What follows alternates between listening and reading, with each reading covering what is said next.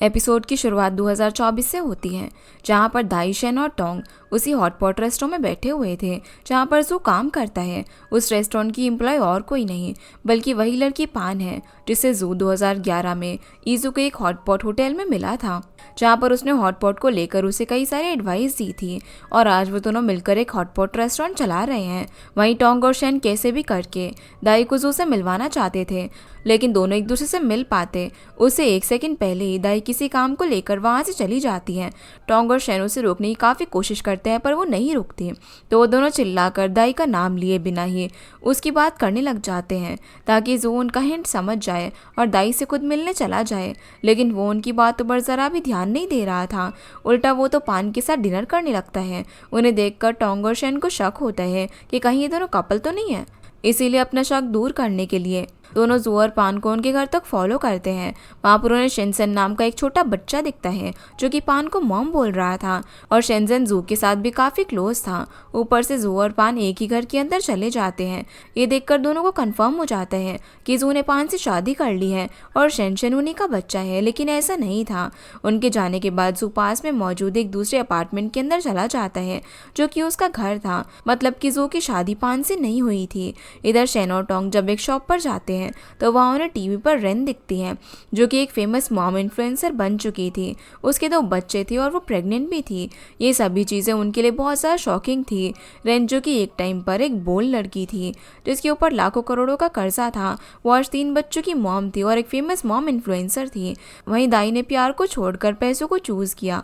पहले वो इंडस्ट्री की फेमस आइडल लिन को डेट कर रही थी और अब वो उनकी फिल्म कंपनी के चेयरमैन मिस्टर बोंग को डेट कर रही है। साथ ही वो अब एक फेमस प्रोड्यूसर डायरेक्टर भी है। जो लड़की कभी पहले सिर्फ जू की वाइफ बनना चाहती थी, आज उसकी लाइफ में जू कहीं भी नहीं है। और बात करें जू की तो उसका डायरेक्टर बनने का सपने का क्या हुआ, वो कैसे हॉटपॉट रेस्टोरेंट का ओनर बन गया। खैर जो भी हो, अपने 20s में उनके जो गोल थे वो सभी भूलकर अब अपने अपनी फैमिली में बिजी हो गए थे और उन्हें शायद पास्ट की बातों को लेकर कोई गिल्ट नहीं है। यहाँ पर टोंग से फैमिली की बात सुनकर शेन थोड़ी सी इमोशनल हो जाती है, क्योंकि देखा जाए तो उसके पास इस पॉइंट पर फैमिली नाम की कोई चीज़ ही नहीं है और ना ही उसे फ्यूचर में कोई फैमिली बनाने का मन है, क्योंकि उसके पेरेंट्स ने बिना किसी अंडरस्टैंडिंग के उसे पैदा किया लेकिन फैमिली का प्यार उसे नहीं दे पाए और फ्यूचर में ऐसे अपने बच्चे के साथ नहीं करना चाहती, इसीलिए वो हमेशा अकेले रहना ही प्रेफर करेगी। उसकी ये बात सुनकर टोंग उसे अपनी फैमिली के साथ ज्वाइन होने का बोलता है। ये कोई शादी का प्रपोजल नहीं है, वो उसकी दोस्त की तरह वहाँ पर आकर रह सकती है और उसके पेरेंट्स उसका बहुत ख्याल रखेंगे। ये सुनकर शेन टोंग के घर चली तो जाती है, लेकिन एम्बैरेसमेंट के चलते वो उसके घर के अंदर नहीं जाती और उसे बाय बोलकर चली जाती है। शेन को लगता है कि टोंग उसके साथ मजाक कर रहे हैं, लेकिन वो उसे सच में उसके पेरेंट्स से मिलवाना चाहता था। उसके बाद कहानी साल 2012 में आती है, जहाँ पर दाई अपनी मॉम को एयरपोर्ट पर पिक करने जाती है। जो किसी शूट में बिजी था, इसलिए वो उन्हें पिक करने नहीं आ पाता। तभी वहाँ पर दाई के बॉस मिस्टर जाओ आते हैं जो कि उसी तरफ किसी काम से जा रहे थे। दाई की मॉम को देखकर वो उन्हें लिफ्ट ऑफर करते हैं, जिसके बाद मिस्टर जो उन्हें एक बड़े रेस्टोरेंट में डिनर पर लेकर जाते हैं। कुछ देर बाद वहाँ पर जो आता है और उन दोनों का झगड़ा खत्म करने के लिए ही दाई ने जो को भी डिनर पर बुलाया था, लेकिन ऑकवर्डनेस की वजह से जो और मिस्टर जाओ यहाँ पर बात नहीं कर पाते। उसी टाइम दाई की मॉम अच्छे से रेडी होकर वहाँ पर आती हैं और मिस्टर जाओ उनकी बहुत ज़्यादा तारीफ कर रहे थे, इसीलिए हाउ जू से ज़्यादा मिस्टर जाओ की बातों से इम्प्रेस हो रही थी। डिनर के दौरान भी मिस्टर जाओ दाई की तारीफ पे तारीफ किए जा रहे थे और जू की इंसल्ट कर रहे थे। उनके हिसाब से दाई का काम ज़्यादा अच्छा है और जू को अब भी बहुत कुछ सीखने की ज़रूरत है। ये सुनकर हाउ बहुत ज़्यादा नाराज़ होती है, क्योंकि उन्हें लगा था कि अब तक जू अपने करियर में आगे बढ़ चुका होगा। 2010 में जब जू ईजू आया था तब उसने सक्सेसफुल होने के लिए हाउ से 2 साल मांगे थे ताकि इन 2 सालों के अंदर वो करियर में आगे बढ़ सके और दाई के लिए बीजिंग में घर और गाड़ी ले सके, उसे एक कंफर्टेबल लाइफ दे सके। लेकिन अब तक तो घर लेने की दूर की बात, जू के करियर का ही कोई नहीं पता था। वो अपने लिए ये सब नहीं सोच रही थी। वो तो किसी नर्सिंग होम में रह लेंगी, पर वो अपनी बेटी दाई को पूरी लाइफ किसी रेंट के घर में स्ट्रगल करता हुआ नहीं देख सकती। हर रिलेशनशिप में एक मैन को फैमिली की रिस्पॉन्सिबिलिटी लेनी चाहिए। इन सब बातों से जू काफ़ी ज़्यादा एम्बैरस फील करता है। ऊपर से उसी टाइम मिस्टर जाओ बताने लग जाते हैं कि बीजिंग में घर कितने ज़्यादा महंगे हैं। ये सब सुनकर हाउ का मूड और ज़्यादा ख़राब हो जाता है। और अगर जू का काम इसी तरीके से चला तो वो दाई के लिए घर कैसे ले पाएगा। दाई इस दौरान जू को डिफेंड करने की कोशिश करती है। वो समझ गई थी कि इन सब बातों से जू बहुत ज़्यादा इंसल्टेड फील कर रहे हैं, लेकिन मिस्टर जाओ यहाँ पर हाओ के सामने जू को नीचे दिखाने का एक भी मौका नहीं छोड़ रहे थे। ऊपर से जब बिल देने की बारी आती है तब बिल मिस्टर जाओ पे करते हैं जू को इंसल्ट करने के लिए। फिर जब ये लोग बाहर जा रहे थे तब जाकर दाई की मॉम हाओ को पता चलता है कि वो दोनों बीजिंग में नहीं बल्कि बीजिंग से कुछ दूर यानजियो सिटी में रहते हैं ताकि रेंट कम पे करना पड़े। हाओ अब यहाँ पर समझ जाती है कि दोनों की फाइनेंशियल कंडीशन अब भी अच्छी नहीं है, इसीलिए वो पैसे बचाने के लिए घर आने से पहले ही कैब से उतर जाती हैं और पैदल दाई के घर तक जाने लगती हैं। जब ये लोग घर के सामने पहुँचते हैं तो रास्ते में उन्हें एक कॉस्टली कार दिखती है जिसके अंदर से जेई निकलती है। दाई को देखकर जे उसे ये बात यहाँ से छुपाने की रिक्वेस्ट करती है और टाइम आने पर वो खुद उसको इस बारे में बोल देगी। यहाँ पर जे कुछ तो इम्पोर्टेंट बात यहाँ से छुपा रही थी। उसके बाद जब ये लोग घर पर आते हैं तो हाओ यान से मिलती है और जे यान को उसके लेट आने की वजह ओवर टाइम बताती है। रात को फिर दाई अपनी मॉम की बातों को लेकर जू से माफ़ी मांगती है। जू कुछ क्लियरली तो नहीं बता पा रहा था पर उसे देखकर ही पता चल रहा था कि उसे इन बातों का बुरा लगा है और वो दाई को खुद एक अच्छी कंफर्टेबल लाइफ देने के लिए डेस्परेट है।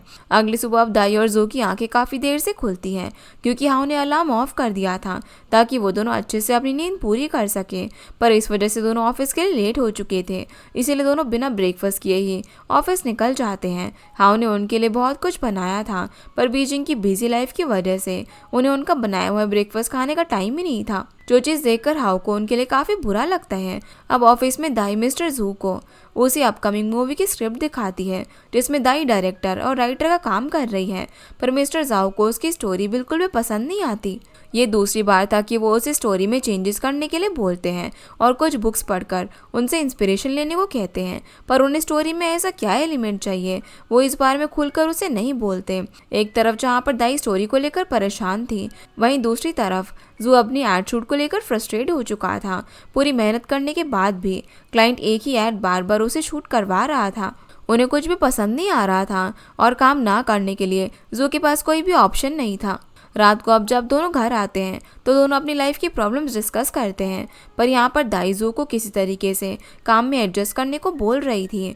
उसे पूरी उम्मीद है कि एक ना एक दिन मिस्टर जाओ उसको किसी बड़ी फिल्म में डायरेक्टर ज़रूर बनाएंगे, पर जू को उनसे ज़रा भी उम्मीद नहीं थी। उनकी ये सारी बातें हाओ सुन रही थी। वो उन दोनों को डिनर करने के लिए बोलती हैं, पर दोनों बाहर से खाकर आए थे और उन्हें रात को ऑफिस का काम भी करना था।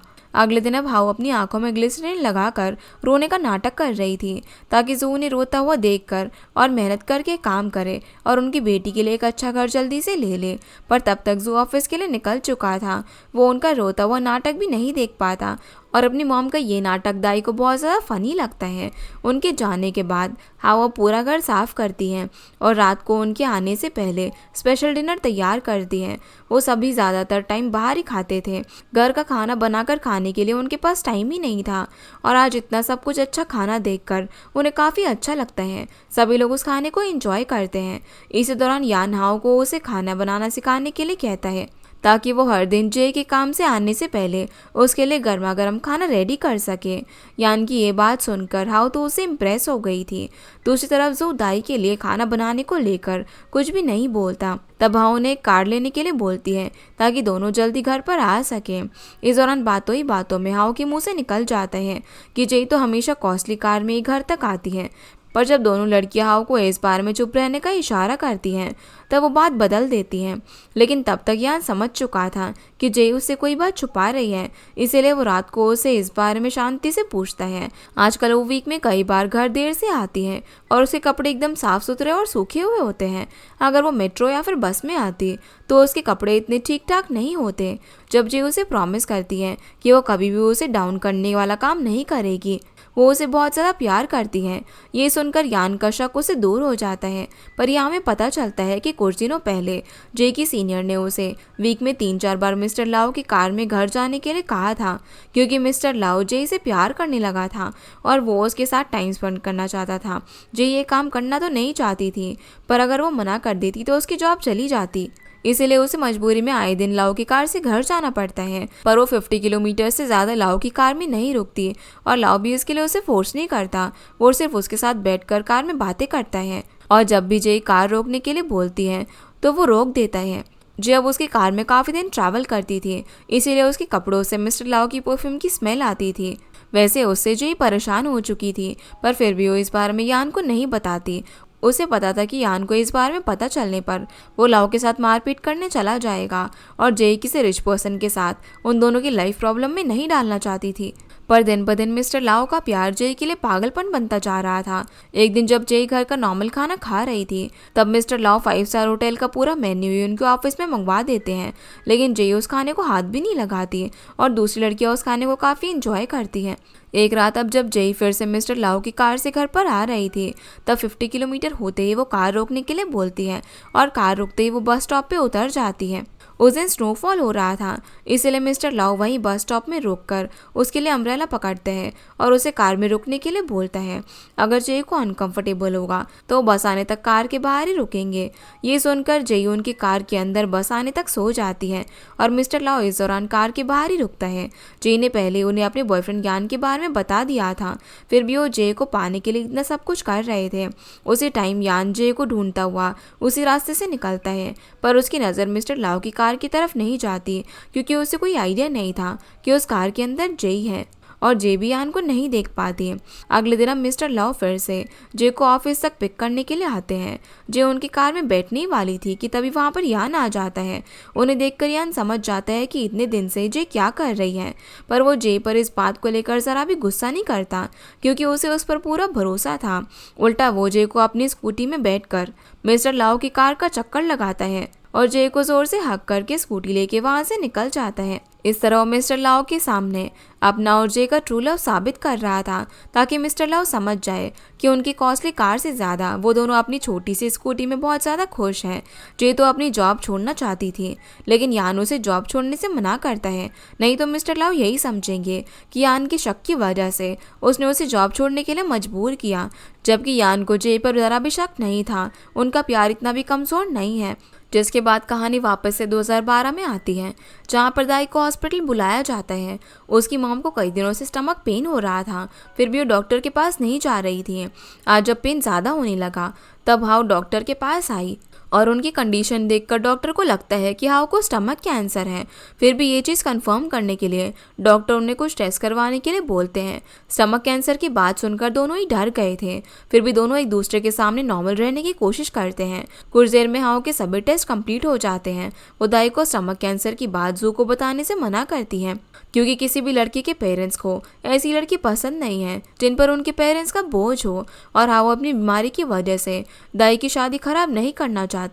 दाई अभी अपनी मॉम की बात मान जाती है और इस बार में जू से कुछ नहीं बोलती, पर दाई को देखकर ही लग रहा था कि वो अपनी मॉम की स्टमक कैंसर की बात सुनकर अंदर से टूट चुकी थी। उसे समझ नहीं आ रहा था कि वो अपनी मॉम का ट्रीटमेंट कैसे कराएगी। इसके बाद वो ऑफिस जाकर फंड मैनेजर से अपनी मॉम के ट्रीटमेंट के लिए अपने हेल्थ इंश्योरेंस के पैसे मांगती है, लेकिन खुद का हेल्थ इंश्योरेंस किसी और के लिए यूज़ करना रूल के खिलाफ था। फिर भी फंड मैनेजर किसी न किसी तरीके से उसकी हेल्प करने का प्रॉमिस करती है। दूसरी तरफ हम जय और यान को जय की कार डीलर शॉप के बाहर देखते हैं। उस टाइम बहुत बारिश हो रही थी, इसीलिए घर जाने के लिए वो लोग बारिश के रुकने का वेट कर रहे थे। तभी वहाँ पर मिस्टर लाओ की कार आती है। उसे देखकर यान समझ जाता है कि लाओ उसकी मजबूरी पर हंस रहा है। वो उसे इनडायरेक्टली बता रहा था कि जय अगर लाओ के साथ होती तो इस बारिश में भी आराम से घर पर जा पाती, लेकिन यान अपनी मामूली सी स्कूटी से ऐसा नहीं कर सकता। उसी टाइम यान की स्कूटी भी गिर जाती है। ऊपर से बहुत टाइम बीत जाने के बाद भी मिस्टर लाओ अभी भी वहीं पर जय का वेट कर रहा था।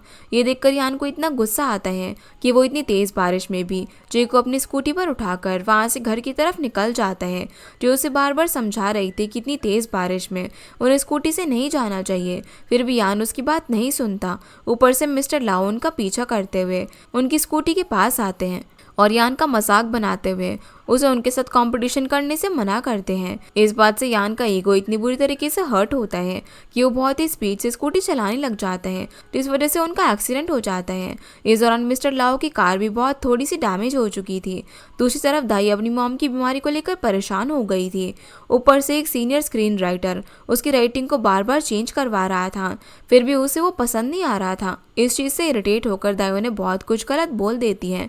तब वो स्क्रीन राइटर गुस्से में वहाँ से चला जाता है। है और मिस्टर जाओ उन्हें समझाकर शांत करते हैं और दाई की परेशानी की वजह पूछते हैं, पर दाई उन्हें अपनी मॉम की बीमारी के बारे में कुछ भी नहीं बोलती। मिस्टर जाओ उसे आज रात के अंदर स्टोरी को उनके पसंद के हिसाब से कंप्लीट करने को बोलते हैं। उसी टाइम दाई को हॉस्पिटल से कॉल आता है जहाँ उसे यान और जे के एक्सीडेंट की खबर मिलती है, जिसके बाद वो और जो तुरंत ही हॉस्पिटल जाकर उन दोनों से मिलते हैं। दोनों को इस एक्सीडेंट में काफ़ी चोट आई थी। ऊपर से एक्सीडेंट में मिस्टर लाओ की कार का जो डैमेज हुआ था उसका भी कंपनसेशन उन्हें देना था। तब जू अपना कार्ड यान को देता है जिसमें 4000 युआन थे, लेकिन इतने पैसे में कंपनसेशन पूरा नहीं होगा क्योंकि मिस्टर लाओ की रोल्स रॉयस कार थी। ऊपर से यान ने अपनी जॉब भी छोड़ दी थी ताकि वो जे को हर दिन उसके काम से पिकअप और ड्रॉप कर सके, क्योंकि वो जे को मिस्टर लाओ की कार में फिर से वो बैठता नहीं देखना चाहता था। उसके बाद दाई और सू उन्हें घर छोड़कर फिर से ओवरटाइम काम करने ऑफिस चले जाते हैं। इस दौरान दाई थक कर एक जगह पर बैठ जाती हैं और जू के शोल्डर पर सर रखकर अपने स्कूल के दिन याद करती हैं। उसके फादर की मौत के बाद उसकी मॉम ने बहुत ही मुश्किल से उसे बड़ा किया। वो जॉब के साथ साथ दाई की स्कूल और पढ़ाई सभी चीज़ें मैनेज करती थी। ऊपर से उस टाइम उसकी ग्रैंडमदर भी बीमार थी तो उसकी मॉम को उन्हें भी संभालना पड़ता था। अपनी मॉम की वही सारी सैक्रिफाइसेस याद करके दाई काफ़ी इमोशनल हो जाती है। तब जो उसे कंफर्ट करता है और उसे अपने कंधे पर उठाकर घर लेकर जाता है ताकि वह शांति से रेस्ट कर सके। दाई उसे घर जाने से भी मना करती है क्योंकि उसे आज स्क्रिप्ट कंप्लीट करनी थी, पर जो उसकी एक भी बात नहीं सुनता। अगली सुबह अब दाई की नींद बहुत देर से खुलती है, पर आज अलार्म हाउ ने नहीं बल्कि जाओ ने ऑफ किया था ताकि वो अपनी नींद अच्छे से पूरी कर सके। यहाँ तक उसने दाई की स्क्रिप्ट भी पूरी रात बैठकर खुद लिख दी थी, जो देखकर दाई को उस पर बहुत ज़्यादा प्यार आता है और वो सो रहे जू को किस करती है। फिर वो ऑफिस चली जाती है। जिस बीच जू घर पर खाना बनाने की कोशिश करता है लेकिन पूरा खाना जल जाता है तो हाउ वहाँ पर आकर उसको बहुत डांटती है। लेकिन जब उन्हें पता चलता है कि जू दाई के लिए खाना बनाना सीख रहा है तो वो उसे दाई की पसंद नापसंद समझा कर उसे खाना बनाना सिखाने लगती है। जिसके बाद कहानी वापस से 2024 में आती है जहाँ पर अब जू दाई की नहीं बल्कि पान और उसके बेटे शेनशन के लिए खाना बना रहा था और शेनशन को जू का खाना बहुत ज़्यादा पसंद आता है। फिर जब ये दोनों अपने रेस्टोरेंट की तरफ जा रहे थे तब शूटिंग की वजह से उन्हें रास्ता बंद मिलता है। सामने ही शूटिंग होता हुआ देखकर वो थोड़ा सा इमोशनल होता है। एक टाइम पर वो भी ऐसे ही फिल्म की शूटिंग किया करता था। वहीं कुछ दूर पर दाई खड़ी थी। यहाँ पर दाई की फिल्म की शूटिंग चल रही थी। उसी टाइम जू पास से गुजरता है, लेकिन इस बार भी दोनों एक दूसरे को नहीं देख पाते। शूटिंग खत्म होने के बाद शेन टोंग से मिलने के लिए जू कई हॉटपॉट रेस्टोरेंट में जाती है। आज वो और दाई वापस से बीजिंग जाने वाले थे, लेकिन जाने से पहले उसने दाई को यहाँ पर हॉटपॉट टेस्ट करने के लिए बुला लिया था, जो कि अब कुछ ही देर में वहाँ आने वाली थी। ये बात वो टोंग को बोलती है। टोंग भी दाई और जू को मिलवाने के लिए काफ़ी एक्साइटेड था। उसी टाइम वहाँ पर यीशु आती है जो कि टोंग को देखकर वहाँ पर बैठ जाती है। पहले तो बातचीत ठीक चल रही थी, लेकिन धीरे धीरे टोंग को लेकर दोनों लड़कियों के बीच में आर्ग्यूमेंट होती है, जो चीज़ दूर खड़ा हुआ जू भी नोटिस कर लेता है। ऊपर से इस दौरान शेन को टोंग और यीशु के ब्लाइंड डेट के बारे में पता चलता है, जहाँ पर उनके पेरेंट्स उनकी शादी के लिए उन्हें मिलवा रहे थे। इस बात से शेन हर्ट हो जाती है, पर वो उनके सामने ऐसा प्रिटेंड करती है कि उसे टोंग को लेकर कोई भी फीलिंग नहीं है। उल्टा वो यीशु को बता देती है कि टोंग स्कूल टाइम से यीशु को पसंद करता है। ये सुनकर यीशु तो काफ़ी ज़्यादा खुश हो जाती है, जिसके बाद वो शेन को बहुत ही अच्छे से ट्रीट करती है।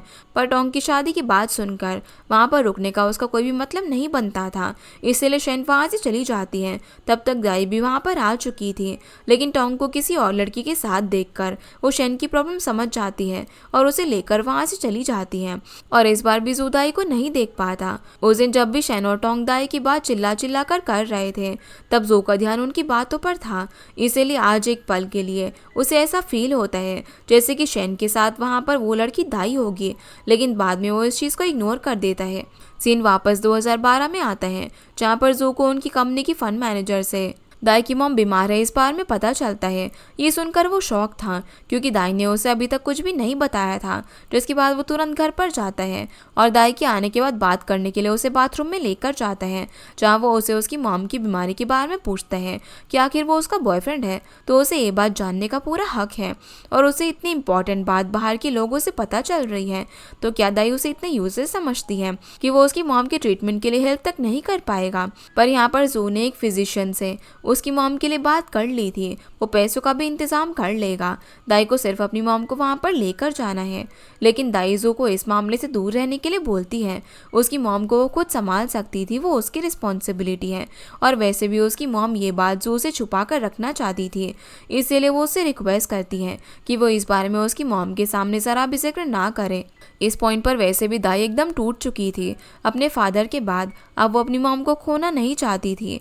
वो अपनी मॉम के बिना लाइफ इमेजिन भी नहीं कर सकती थी। ये बात बोलकर दाई रोने लग जाती है और जू उसे कंफर्ट करता है। लेकिन बाहर दाई की मॉम उनकी ये सारी बातें सुन रही थी। वो अपने बच्चों को उनके लिए रोता हुआ देखकर खुद भी काफ़ी इमोशनल थी। अगले दिन फिर हाउ इन दोनों को बात करने के लिए अपने पास बैठाती हैं। और अब जब उनकी बीमारी के बारे में जू को पता चल ही चुका है तो अनजान बने रहना बेवकूफ़ी होगी। इसलिए वो अपने 2 बैंक अकाउंट और अपने नाम पर मौजूद 3 घर की प्रॉपर्टीज के पेपर दाई को दे देती है। और ये सब कैसे उसे अपने नाम पर करना था, इसका इंतजाम भी उन्होंने कर लिया था। साथ ही वो जू को एक डायरी देती है जिसमें दाई की पसंद नापसंद की सारी चीज़ों के बारे में लिखा हुआ था। वो चाहती थी कि उनके मरने के बाद जू कभी दाई को उनकी कमी फील ना होने दे और उनके हाथ का बना हुआ खाना जू बाद में दाई को बनाकर खिलाए। यही सभी बातें सुनकर दाई रोती है। अभी वो टेस्ट के रिजल्ट नहीं आए थे तो उन्हें आखिर अपनी विल बनाने की क्या ज़रूरत थी। लेकिन लाओ के मुताबिक उसे स्टमक कैंसर हो या फिर ना हो, वो हमेशा उसके पास नहीं रह सकती। एक न एक दिन तो उन्हें मरना ही होगा। पर वो चाहती है कि उनके जाने के बाद जो उनकी जगह ले और दाई का हमेशा ख्याल रखे। ये सुनकर दाई काफ़ी इमोशनल होती है और वहाँ से चली जाती है। तब जुहा उसे प्रॉमिस करता है कि वो दाई का साथ कभी भी नहीं छोड़ेगा, उसे हमेशा खुश रखेगा और जल्दी ही खुद के दम पर वो दाई के लिए एक घर भी लेगा। इस सब के लिए उसे हाउ की प्रॉपर्टी और पैसों की ज़रूरत नहीं है, लेकिन ये दाई के ऊपर लिखी हुई डायरी को वो डाउरी के तौर पर रख रहा है। उसकी ये बात सुनकर हाउ को बहुत ही अच्छा लगता है। कुछ देर बाद ये लोग हॉस्पिटल जाते हैं। आज हाउ के टेस्ट की रिपोर्ट आने वाले थे और डॉक्टर से उन्हें पता चलता है कि हाउ को स्टमक कैंसर नहीं है बल्कि उनको सिस्ट हो गई है, जिसे मेडिसिन से सिर्फ कंट्रोल किया जा सकता है, क्योरेबल नहीं है। और अगर इसे कंट्रोल में नहीं रखा गया तो बाद में जाकर ये कैंसर में बदल सकती है। इसीलिए उन्हें खाने पीने का खास ध्यान रखना है। इस बात से दाई और जू को कुछ हद तक टेंशन खत्म हो जाती है। फिर भी दोनों इस नई बीमारी के बारे में हाउ को कुछ भी नहीं बताते ताकि उन्हें बेकार का टेंशन ना हो। वही स्टमक कैंसर ना होने की बात से तो हाउ बहुत ज़्यादा खुश थी। जिसके बाद वो लोग ये खुशखबरी सेलिब्रेट करने के लिए चले जाते हैं। वही आन और जई अपनी पूरी सेविंग्स निकाल कर हिसाब करने लग जाते हैं। पर मिस्टर लाओ की कार की कंपोजिशन के जितना उनके पास पैसे नहीं थे। यान तो लाओ की कार फिक्स तक नहीं करना चाहता था, यहाँ तक कि उसने एक पल के लिए जे के साथ अपने होम टाउन भाग जाने के बारे में सोच लिया था। लेकिन जे कोई प्रॉब्लम या फिर पुलिस केस नहीं चाहती थी, इसीलिए जल्दी कार का कंपनसेशन देकर मिस्टर लाओ से पीछे छुड़ाना चाहती थी और ना ही वो बीजिंग छोड़कर कहीं पर जाना चाहती थी। अगर अभी भागी तो कभी भी वापस बीजिंग नहीं आ पाएगी। इसीलिए अगले दिन वो अकेले मिस्टर लाओ से बात करने के लिए जाती है और उनसे रिक्वेस्ट करती है कि वो उन्हें कुछ और दिन का टाइम दे दे ताकि वो लोग उनकी कार के डैमेज के पैसों का इंतजाम कर सके। पर मिस्टर लाओ के मुताबिक उनके लिए कार की बात इंपॉर्टेंट नहीं है। वो तो जे को उनके और यान के बीच का डिफरेंस समझाना चाहते थे ताकि जे खुद जान सके कि कौन उसकी हर ज़रूरत पूरी कर सकता है, वो किसके साथ रहकर बेटर फ्यूचर पा सकती है, रिच लाइफ को एंजॉय कर सकती है। यान के साथ रहकर उसे ना अभी कुछ मिल रहा है और ना ही फ्यूचर में मिलेगा। उनकी बात सुनकर जे उन्हें उसके बॉयफ्रेंड यान की इंसल्ट करने से मना करती है। वो जैसा भी और जितने भी पैसे कमाता है वो उसके लिए परफेक्ट है, उससे सच्चा प्यार करता है, उनके बीच में कोई भी पैसे नहीं आ सकता। तब मिस्टर लाओस के सामने एक कंडीशन रखते हैं कि वो यान से मिलेंगे और जे के बदले उसे काफ़ी सारे पैसे ऑफर करेंगे। अगर यान ने पैसे चुन लिए तो उनका प्यार हार जाएगा और जे अपनी मर्जी से उनके पास आ जाएगी, उनसे शादी करेगी। और अगर यान ने उनके पैसों को ठुकरा दिया तो उनका प्यार जीत जाएगा। इस केस में उन्हें अपनी कार के डैमेज के पैसे देने की कोई भी ज़रूरत नहीं है। जे को भी ये डील सही लगती है और वो ये चैलेंज एक्सेप्ट कर लेती है। जिसके बाद हम देखते हैं कि जे और यान मिस्टर लाओ से मिलने के लिए उनकी टी शॉप में आए थे। यहाँ पर यान अकेले मिस्टर लाओ से बात करने के लिए जाता है। जे तो बाहर ही उसका वेट कर रही थी। फिर जब दोनों की मुलाकात होती है तो यान मिस्टर लाओ को 1 साल के अंदर उनकी कार का कंपोजिशन पूरे इंटरेस्ट के साथ देने का प्रॉमिस करता है। पर मिस्टर लाओ यान के सामने 50 मिलियन युआन रखते हैं। यान एक गरीब फैमिली से बिलोंग करता है, उसने कभी भी इतने पैसे नहीं देखे थे। इसीलिए मिस्टर लाओ ने जे के बदले उसे पैसे ऑफर किए थे। वो यान को पैसे की वैल्यू समझा रहा था। इतने पैसे में यान बीजिंग में एक हाई क्लास जिम आराम से खोल सकता है, लेकिन यान उसके पैसों को फेंक देता है। उसके मुताबिक उसका और जे का प्यार पैसों के लिए कभी भी नहीं बिकेगा। उसका पैसा उन्हें अलग नहीं करवा सकता। तभी वहाँ पर जेई आती है, जिसे अपने साथ लेकर यान वहाँ से चला जाता है। दोनों इस तरीके से लाओ को इंसल्ट करके बहुत ज़्यादा खुश थे। एक रिच पर्सन का पैसा भी उनके प्यार को नहीं खरीद सका। अब जब लाओ के साथ किए गए चैलेंज में जे जीत चुकी थी तो उन्हें कार का कंपनसेशन देने की कोई भी ज़रूरत नहीं थी। दोनों फिर घर आते हैं और यही सब बातें दाई और जो को बोलते हैं। लाओ ने जे को पाने के लिए 50 मिलियन युआन ऑफर किया था। ये सुनकर दोनों शॉक थे। इतने पैसों में तो बीजिंग में एक लग्जूरियस अपार्टमेंट मिल जाएगा। इन्हीं सब बातों को लेकर वो चारों लाओ का मजाक बना रहे थे। उनके मुताबिक बिना पैसों के भी सिर्फ प्यार की ताकत से उन्होंने लाओ को हरा दिया था। पर क्या ऐसा सच में था? क्योंकि यान का बिहेवियर कुछ बदला बदला नजर आ रहा था। उसे अब जल्द से जल्द जे के लिए एक घर लेना था। इसीलिए अगले दिन से वो जॉब ढूंढने में लग जाता है। पर ना तो उसकी एजुकेशन पूरी हुई थी और ना ही उसने किसी फेमस जिम में काम किया था। इसीलिए उसे बड़े बड़े ट्रेनिंग सेंटर और जिम में जॉब नहीं मिल रही थी और ज़्यादा सैलरी उसे वहीं पर काम करके मिल सकती थी। दूसरी तरफ जूम मिस्टर जाओ और उनके क्लाइंट को एड शूट का स्क्रिप्ट दिखाता है, जो कि क्लाइंट को काफ़ी पसंद आता है। इसलिए क्लाइंट के सामने आज मिस्टर जू जाओ की काफ़ी तारीफ करने लगते हैं। क्लाइंट के जाने के बाद जू ने आज तक उनसे मिले सपोर्ट को लेकर थैंक यू बोलता है। तब मिस्टर जाओ उसे ये ऐड अच्छे से शूट करने के लिए बोलते हैं, जिसका बजट 1 लाख युआन था। और ऐड शूट करने के बाद जो कुछ भी पैसा बच जाएगा वो जू को रखने के लिए बोलते हैं। ये सुनकर जू बहुत ज़्यादा खुश हो जाता है। बाद में वो ये बात दाई से भी बोलता है, अगर दोनों अच्छे से हिसाब करके थोड़ा कम बजट में ऐड शूट कंप्लीट करेंगे तो उनके पास अच्छा खासा पैसा जमा हो जाएगा और उस पैसों को वो लोग खुद के लिए यूज़ कर लेंगे। तभी दाई को याद आता है कि वो लैपटॉप ऑफिस में ही भूल गई है और जब वो दोनों लैपटॉप लेने के लिए जाते हैं तो वहाँ पर उन्हें मिस्टर जू की बातें सुनाई देती हैं, जहाँ वो क्लाइंट से ऐसी ऐड शूट का 5 लाख युआन मांग रहे थे। मतलब कि ऐड बजट का आधे से ज़्यादा पैसा तो मिस्टर जाओ खा जाते हैं। मिस्टर जाओ की ये बातें सुनकर उनके दिमाग में एक आइडिया आता है, जॉब छोड़कर अपनी खुद की फिल्म कंपनी शुरू करने का, जहां पर ये दोनों शुरुआत में मिस्टर जाओ से कम पैसा चार्ज करेंगे। अब तक उन्होंने बहुत सारे क्लाइंट से पहचान बना ली है, तो काम की तो उन्हें कोई कमी नहीं होगी। भला मार्केट रेट से आधे बजट में कौन उन्हें काम नहीं देना चाहेगा? और कब तक दोनों किसी और के ऑफिस में गुलामी करते रहेंगे? उन दोनों को ये आइडिया सही लगता है और दोनों जल्दी मिस्टर जाओ की कंपनी से रिजाइन करने का डिसाइड करते हैं। दूसरी तरफ काफ़ी जगह अप्लाई करने के बाद भी यान को किसी अच्छी जगह जिम ट्रेनर की जॉब नहीं मिल रही थी। जे और उसके पास ज़्यादा पैसे भी नहीं बचे थे, ऊपर से उन्हें रेंट भी पे करना था। इन्हीं सब बातों को लेकर यान काफ़ी परेशान था, लेकिन जे के मुताबिक दोनों को फिक्र करने की कोई भी ज़रूरत नहीं है। दोनों मिलकर बीजिंग में सरवाइव कर लेंगे। पर यहाँ पर आजकल जे की बात यान के दिमाग में नहीं घुसती थी। उसके दिमाग में तो हर टाइम 50 मिलियन युआन की बात चलती रहती थी। रात भर भी वो यही सब सोचता रहता है। असल में उसे इतने पैसे कमाकर लाओ के सामने खुद को साबित करना था। अब बात उसके ईगो पर आ गई थी, इसीलिए उसे लाओ के ऑफर किए गए पैसों से ज़्यादा पैसे कमाकर उसे दिखाना था।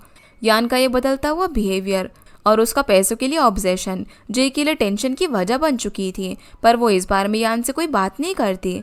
एक दिन जब यान जॉगिंग कर रहा था, तभी रास्ते में एक न्यू बिल्डिंग के अपार्टमेंट का एडवर्टीजमेंट चल रहा था, जहाँ पर 50 मिलियन युआन में अपार्टमेंट मिल रहा था। अब इतने पैसों की बात सुनकर फिर से उसके दिमाग में ऐसा असर डालती है कि वो जॉगिंग करते हुए मिस्टर लाओ के टी हाउस पहुँच जाता है। उसे तो उस रास्ते से जाना भी नहीं था। वो खुद अपने आप को वहाँ पर देखकर शॉक था। उसे वहां पर देखकर टी हाउस की एक एम्प्लॉय यान को मिस्टर लाओ से मिलने के लिए बुलाती है। यान भी लाओ से मिलने के लिए चला जाता है और इस बार मिस्टर लाओ यान को 1 मिलियन युआन ऑफर करते हैं, पिछली बार से डबल पैसे देखकर। युआन तो कुछ बोल ही नहीं पाता। मिस्टर लाओ यहाँ पर उसे पैसों की इंपॉर्टेंस समझाने लग जाते हैं। इस पॉइंट पर उसके लिए प्यार ही सब कुछ है। जे से वो पागलों की तरह प्यार करता है, लेकिन प्यार हो या फिर जे की खूबसूरत जवानी, वो पूरी लाइफ नहीं रहेगी, पर पैसा हमेशा उसके साथ ही रहेगा। 1 मिलियन युआन से यान अपनी पूरी लाइफ बदल कर रख सकता है। क्या सिर्फ प्यार के लिए इतना अच्छा पैसों का ऑफर ठुकराना वर्थ इट है? और अब तक इतने सालों में यान जे के लिए कुछ भी नहीं कर सका, तो क्या जे सच में पूरी लाइफ उसका साथ देगी? अगर आज उसने 1 मिलियन युआन जे के लिए ठुकरा दिया और फ्यूचर में जे ने भी उसे छोड़ दिया, तब तो यान कहीं का भी नहीं रह जाएगा। अब पता नहीं इस पॉइंट पर यान इतने पैसों को देखकर क्या डिसीजन लेता है, लेकिन कुछ देर बाद जे को मिस्टर लाओ से पता चलता है कि यान उनसे मिलने के लिए गया था और उसका फ़ोन वहीं पर रह गया। इस बात से जय समझ जाती हैं कि कुछ ना कुछ तो यान और मिस्टर लाओ के बीच हुआ है। वो उनकी मुलाकात से बहुत ज़्यादा टेंशन में आ जाती हैं। इधर दाई अपने और जू का रिज़ाइन फॉर्म मिस्टर जू को देने ही वाली थी, पर उससे पहले वो दाई से कुछ बात करने के लिए उसे डिनर पर लेकर जाता है। रास्ते में दाई जू को कॉल करके मिस्टर जाओ के साथ डिनर पर जाने के बारे में बता देती है। वो आज ही उनके रेजिग्नेशन के बारे में बात करने वाली थी। तो वहीं जे यान से आज के बारे में बात करने के लिए घर पर आती है। उसे जल्दी घर आता हुआ देखकर यान काफ़ी ज़्यादा खुश था। उसने उसके लिए डिनर भी बनाया हुआ था। वो जे को अपने हाथों से डिनर खिलाने लग जाता है। इस दौरान जे उसे मिस्टर लाओ से मुलाकात की बात पूछने वाली थी। उससे पहले यान खुद उसे मिस्टर लाओ से आज मिलने की बात बताता है और बोलता है कि उसने आज मिस्टर लाओ को 1 मिलियन युआन का ऑफर रिजेक्ट कर दिया। ये सुनकर जे काफ़ी खुश हो जाती है। उसे लगता है कि लाओ कितना भी पैसा ऑफर करे, यान पैसों के बदले में उसे कभी भी नहीं छोड़ेगा। लेकिन जे गलत थी। उसकी ये खुशी ज़्यादा देर तक नहीं टिकती, क्योंकि यान वो पैसे लेकर उसके साथ होम टाउन भाग जाना चाहता था। वहाँ पर वो एक बड़ा घर खरीद कर एक इंटरनेट कैफ़े खोलना चाहता था, वो भी उनके पास के रूममेट्स के साथ। यान चाहता था कि जे लाओ से उनके ब्रेकअप के बारे में झूठ कहे, तब लाओ ने 1 मिलियन युआन दे देगा और फिर दोनों अपने पूरी आइडेंटिटी बदल कर कहीं पर भाग जाएंगे, शायद ये कंट्री छोड़ दे। इस तरह दोनों मिस्टर लाओ को एक अच्छा सबक भी सिखा सकते हैं। यान की ये बातें सुनकर जे का दिल टूट जाता है। उसने कभी भी नहीं सोचा था कि यान एक दिन उनका प्यार भूलकर पैसों को चुनेगा। अगर यान को पैसे ही चाहिए तो वो पैसे ले सकता है, लेकिन जे उसके साथ नहीं रहेगी। वो आज ही हमेशा के लिए उसके साथ रिश्ता तोड़ देती है। जे की ये बात सुनकर अब जाकर यान को अपनी गलती का रियलाइज होता है। दूसरी तरफ दाई मिस्टर जू के साथ डिनर कर रही थी। इस दौरान दाई उसके और जू के रेजिग्नेशन की बात उससे करती है, जिस बात से मिस्टर जाओ खुश नहीं थे। वो दाई को अपने बेटर फ्यूचर के लिए उनके साथ ही काम करने की एडवाइस देते हैं। वो उसे एक सक्सेसफुल डायरेक्टर बनाना चाहते थे। अगर जू को जॉब छोड़नी है तो वो छोड़ सकता है, लेकिन दाई को वो उनके साथ रहने की रिक्वेस्ट करते हैं। इन बातों के दौरान मिस्टर जाओ उसके करीब आने की कोशिश कर रहे थे। बहाने से वो उसे टच करते उसका हाथ पकड़ते हैं। ऊपर से वो कहते हैं कि उनके कॉलेज टाइम की एक्स गर्लफ्रेंड एकदम दाई की तरह दिखती थी, इसलिए वो आजकल उससे प्यार करने लगे हैं। इसी तरीके से वो दाई को करियर में आगे ले जाना चाहते हैं। उनकी ये बातें दाई के लिए काफ़ी अनकंफर्टेबल थी और आज जाकर उसे समझ में आता है कि जो ने मिस्टर जाओ का कैरेक्टर अच्छे से समझ लिया था। उसने उसे पहले ही वार्न किया था कि उसकी बुरी नज़र उसके ऊपर है, वो उसे कुछ ज़्यादा ही फेवर कर रहा है और उन दोनों के बीच गलतफहमियां पैदा करवा रहा है। दाई के सामने खुद को अच्छा दिखाने के लिए वो जू को इंसल्ट करता है, उसके काम को बुरा बोलते थे।